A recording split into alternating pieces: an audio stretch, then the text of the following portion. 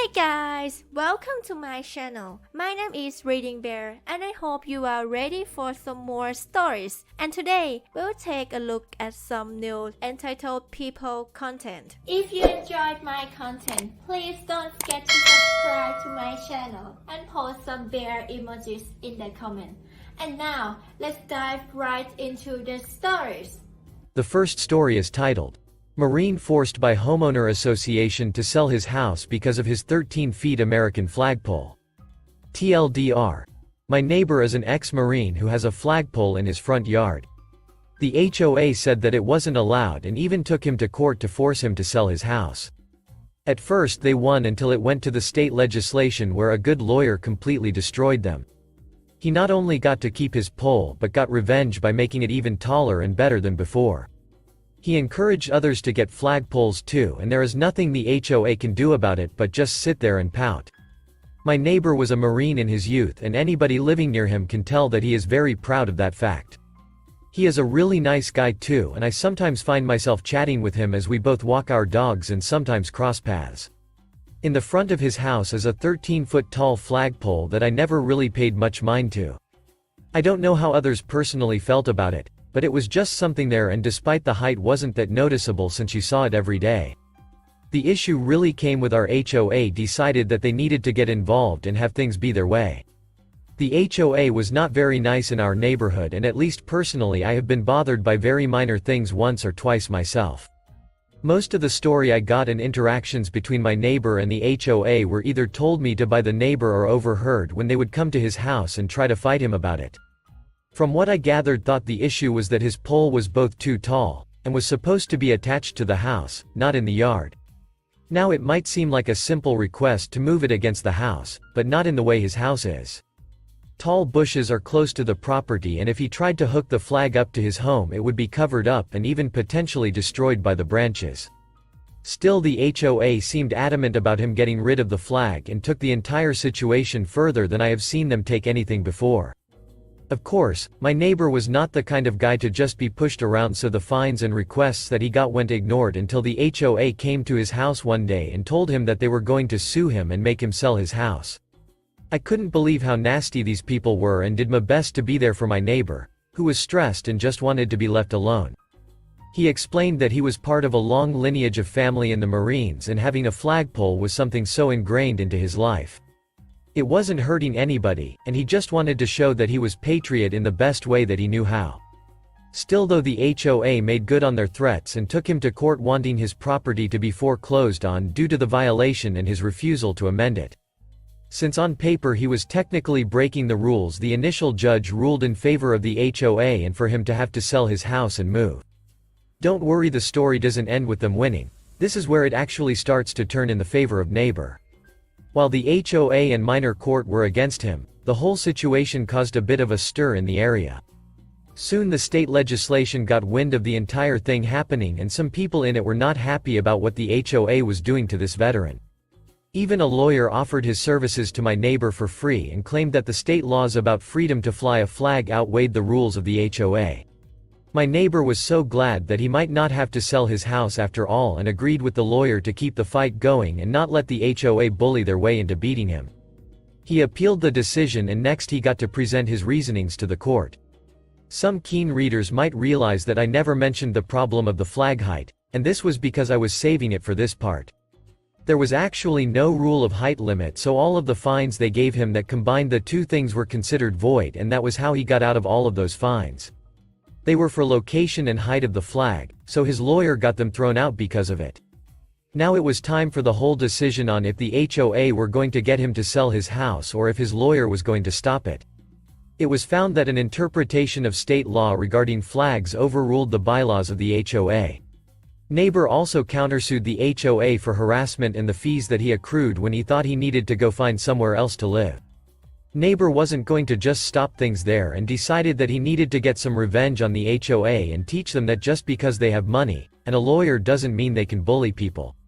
So besides getting money from them, he decided that his flagpole deserved a well-earned upgrade. Keep in mind though that this kind of process takes months, and in the meantime my neighbor was still having to make the preparations in case he did have to move. The entire time the HOA was bothering him and sending him more letters in the mail, talking about how they were setting up showings for the house and he was just going to have to deal with it because they were so sure they would win. So, while I do like that he won at the end of it, I was happier it was just over with, and my neighbor could relax and de-stress. He wasn't the youngest guy after all, and everyone else was trying to help him out where we could. If the HOA members didn't like his 13-foot flagpole, then they probably were furious when they saw the now 20-foot flagpole in his yard. Neighbor couldn't have been prouder of it though and called it poetic revenge. Still, the entire lawsuit got attention of everyone around us, and he was going to use that to his advantage. He would explain to people that they could get even a smaller pole for a decent price and display their flags on it much more visibly than on their house. This is a very patriotic and military family area, so he had a lot of takers in listening to him. Soon you couldn't walk your dog without seeing flagpoles everywhere, and deep down knowing the HOA hated it just made it that much better. Of course, nobody ever tried to compete with his flagpole as it stayed the tallest one of the neighborhoods by far. On national holidays people would often visit him because he lived alone, and they wanted to celebrate with him. Especially on the 4th of July he would entertain people on his property, and they would all hang out right under his flag. The HOA is still around and still trying to fine people for minor stupid things. I doubt they will try to do anything crazy like trying to get a house foreclosed on again. I didn't know much about Marines or even ex-Marines before this whole debacle started, but I'm glad I learned the amount I did. The biggest takeaway for me though was that if you try and mess with one of them you are going to have a lot of very angry people on their side ready to take you down. The next story is titled, "There's Very Vague Visitor Parking Policy, Tow Company is in Cahoots with the Board, and Tow Company Owner is a Racist Head Case." My mother lives in a condo complex where the residents are largely Latinos and Asians, many of who do not speak, read, or understand English, and the board members are largely white people who don't live in or own any of the units here. They change policy constantly and no one knows about it until it is too late. On October 5th, the board decided to switch tow companies. I realized this because I noticed the sign at the visitor parking spaces changed. It was October 27th. It said, 24 hours only, and said to register the visitor's vehicle and listed a URL to register it at. So I went on and noticed it was asking for a visitor code. The sign also had no contact information for the tow company. It was definitely a violation of towing sign laws. My mom had no idea what this visitor code was. When I asked around, no one knew what this visitor code was. And for as long as I've visited my mother, I've never heard of such a thing. So I googled the towing company, got their phone number, and called them to find out where I could find this code, thinking maybe they might have emailed us this information. A young lady picked up. She had no idea what I was talking about. "What visitor code?" Ma'am, this is your company's website, isn't it? How do you not know?" Apparently she was new. "Okay, cool. Can you help me figure this out?" So then she says she'll get me in touch with the property manager, and call me back. I got a call back about 30 minutes later. The property manager, I put it in quotes, you'll see why, was on the line telling me that they had just got the contract with our HOA and they don't know what the visitor code is, but to not worry and just park there and we will get something in the mail, or email, with information on this. The next day, my car was gone. So I called the tow company to find out where my car is. The girl on the other end has no idea what car I'm talking about. So then she gets me in touch with the account manager. Surprise, surprise. It's the lady who claimed she was the property manager. "Oh, that's funny. I thought you were the property manager?" I asked her why she told me to park there if I was going to get towed. She said I was not a visitor, but a resident because I live with my mom. I told her that that is not true because I live in New York. I am visiting, which makes me a visitor. But that's beside the point. Where is my car? She insisted that I was not a visitor and that I am a loser who lives with mommy. And goes off on this whole rant about how she believes millennials like me are all entitled and retarded. She then goes, "Go back to China where you came from, and, if you didn't have chinky eyes, you'd have seen the tow signs," when I said that the signs had been installed a day ago on the 27th and not on October 5th as she claimed. The icing on the cake was when she taunted my mother for not being able to read and understand English because America is an English-speaking country. The whole 37-minute phone call was the most vile thing I've ever heard in my life. I was just in shock. At this point, she still hadn't told me where my car was towed to. All I wanted to know was where my car was so I could pick it up, but instead I had to listen to some racist Karen nutjob give me a lecture about why I don't belong there. So I hung up, and called the tow company office to tell the girl on the other end to please get me in touch with the owner because I want to complain about the account manager and to also find out where my car has been towed to. She was kind enough to tell me where my car was and gave me an address. She was also kind enough to tell me that she had figured out what the visitor code was. It was the unit number of whom I was visiting. And that the policy was that I could only park there once a month for 24 hours, which was not what was written on the sign. I was just about to take my lift to go to the impound yard when I got a call back from racist Karen on my personal cell phone. As soon as I picked up, she yelled, "I am the owner, you ducking retard. I know where you live. I know what your car looks like. I will call the cops on you. You better watch your back the next time you park in my parking lot." I couldn't help but laugh at her. Your parking lot? I did some research and found out that the HOA president goes to the same church as the account manager at the tow company. I didn't even know what to do at this point, so I just called her bluff and told her to please call the cops on me because I have done nothing wrong. Told her that I'll make sure she loses her contract with our complex and then hung up. When I went to pick up my car, I noticed my car was parked in mud. My car is a RWD sports car, so it was stuck in the thick mud. I walked around the facility looking for wood or cardboard to put under my wheels so I could get it out. Finally, after like 30 minutes of going back and forth, I was able to get my car out of the mud. The impound lot supervisor was also kind enough to help me and said he was going to talk to the tow company who put my car there that they messed up and this was not okay. I felt horrible because we were both covered in mud trying to get my car out.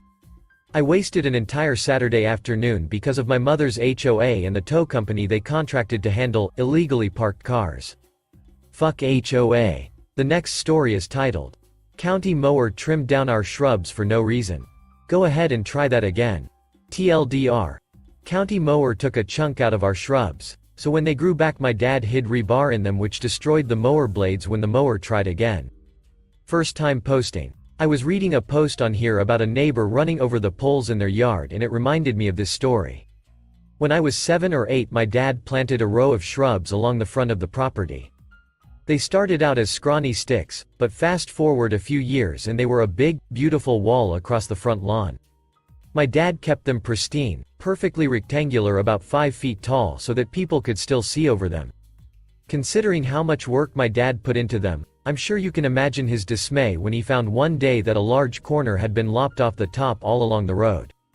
After my dad found the corner cut off, he confronted the county mower, who mowed the public areas around our house. "Why the hell did you cut down my shrubs?" "Because they were hanging over the road. Anything hanging over the road will be cut back." "What? No, they weren't. I keep these shrubs cut so they're only over my property. I'm not gonna fight you on this.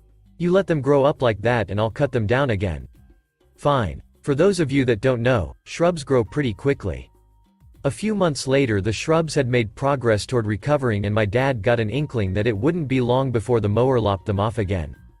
So he did what any man would do to get revenge in that situation. He went to Home Depot and bought a bunch of rebar. Rebar is a very sturdy steel bar used to reinforce concrete. Rebar equals reinforcing bar, and nothing short of a steel saw or cutting torch is going to get through one of those. My dad then proceeded to hammer the rebar into the ground so that it was about 2 inches under the edge of the shrubs. Then we waited. A few weeks later we were sitting around watching TV when we heard the mower headed our way. My dad muted the TV and sat on the edge of the couch, a giant smile on his face as he listened to the mower blades come on and then what sounded like glass shattering. He then got off the couch and headed outside, keeping the smile on his face as he walked down the front path. There were pieces of mower blade strewn about across the road and 2 of the 3 blades on the mower nothing but nubs. "You destroyed my mower." "No, I didn't. I made sure that rebar wasn't an inch over the road. That's what you get for mowing down my shrubs. The county'll be charging you for those blades. Feel free to have them give me a call so I can have them come out and see exactly what happened." They never called or sent a bill. The mower never touched our shrubs again. And those rebar were still in the shrubs when we sold the house 5 years later. The last story is titled, "Dishonest Neighbor Finds Himself Unable to Sell His House." TLDR. Neighbor was being a nuisance with the property line, so my dad found an immovable object to match his unstoppable force. This isn't my revenge but my father's, who escalated his petty revenge to all-out professional. Also, this turned out to be a little longer than expected. Years ago my neighbor was trying to sell his house during the fall, and he was selling it for incredibly more than it was worth. Almost 6 figures higher. To make the property seem worth that figure, he would wake up early in the morning and take a leaf blower and blow the leaves past his front lawn into our backyard, and then some, making it seem like his front yard went all the way to our driveway and also included our beautiful tree older than all the homes in the area combined. We never had a backyard fence because his kids were my age and we'd all play on the swing attached to that tree together. We were all cool. My dad wasn't too keen on this because he didn't want to get in a property dispute with the new owner, so he found the official property lines, and guess what? His front lawn ended about 3 feet from his house. So my dad bought some little stakes with orange ribbon and hammered them into the ground to show where the actual property line was. Next day they were gone, thrown into the woods that surround us. My dad fetched them, nailed them back in, and knocked on the door asking him to cut the shit. Next day gone once again with a passive-aggressive note on our door. My dad is a rather intimidating guy when frustrated, and he was apparently too scared to be confrontational, saying we need to just be cool with it and let him do his scam so he can sell the house. My dad then decided to up the ante and went to a hardware store and bought 4 12-foot iron rods, took out his ladder, and used the back side of an axe to nail it about 8 to 9 feet into the ground, and then watered the grass or did something so it couldn't just be yanked right out. So now there were just 4 ugly rods poking out of the lawn with bright orange ribbon tied to the top. My family goes away for a weekend, came back Monday, and all 4 are gone, tossed into the woods, and our backyard in those 4 spots are trashed with little holes from when he spent hopefully a long time digging those bad bois up. Obviously my dad was furious, and he just silently stood there for about 20 minutes with a burning rage deep inside, and our entire family could him scheming. He turned around, hopped back in the car, and disappeared for hours, only to return with a tow truck coming behind him. He popped over to a junkyard, found essentially a frame of a car and bought it for its worth in metal, and then had it shipped to his backyard, which he plopped just before the property line. My dad walked into our house like a great conqueror, saying, "Let's see him throw that into the woods." The neighbor showed up later that afternoon, followed by prospective buyers who just stood in his driveway gawking at the junker 4 feet from the house. He tried to brush it off, and as soon as they left he came over just yelling about how he was going to call the cops on us and home association for depreciating the value of his property, to which my dad said, "Sure, go ahead, and I'll let them know about what you've been pulling for the past few weeks." Eventually they came to the agreement that the junker would leave the yard if he paid to have it removed and shipped away, and ever since then he stopped messing with the yard and stopped messing with the leaves. Thank you for listening.